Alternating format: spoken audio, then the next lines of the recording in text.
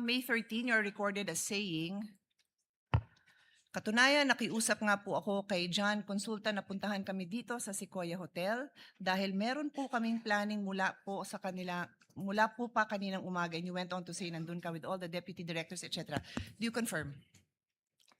Well, nakausap ko po si John No, Consulta just except confirm, sir. Did you say Yes, that I na talked nandun to- kayo sa Sequoia? Hindi, yun lang. Yung statement na haba yun. po kasi yung statement nyo, I just pasensya need na. you to confirm, did you say that you were in Sequoia? Yes, I talked to Thank you. to So John you are Consulta. confirming, okay. Yes po. And then later on, dinagdag nyo, wala kami sa Senado, we are on stand down because that's the instructions. Did you also say that? Yes po. Thank you. Meanwhile, in another interview, you then said, mayroon request si GM Veloso to help them secure the area kasi napapansin nila na magulo, labas-pasok. Nagpadala kaming ilan lang na ahente, parang 4 to 6 na tao, na nag-iikot sa premises ng GIS. Hindi pumasok sa Senado. I am quoting Inquirer dated 13 May 2026. Did you say this? Yes, sa GSIS po. Okay, thank you. So, I asked now for the kind indulgence. May papa-flash lang ako. It's just a photo, dear colleagues, both parties. Paki-flash lang. So, sabi nyo nasa GSIS. You confirm na nasa GSIS yung Tama mga po. ahente mo. Pwede magpa-update sa technical what's going on. It's just a photo. No. Ito, I'm just showing the Senate website for the record. Senate website. Tapos po, nandito po sa right corner, can you read it, sir? It says contact information. Can you read it? Hindi ko po Okay, mabasa. paabot ko sa page yung same thing. It is just the Senate website. Page, pakiabot. Thank you. Pakibasa lang po yung address ng Senado.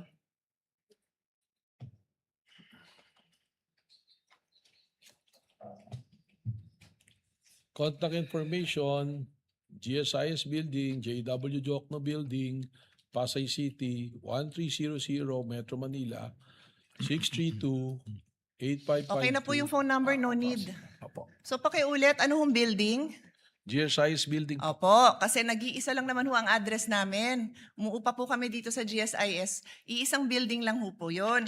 And for the record, kung saan nakita yung tao mo, likod lang po yun ng office ni Senator Loren Legarda. Nasa video po yun. I will not bother everyone with that.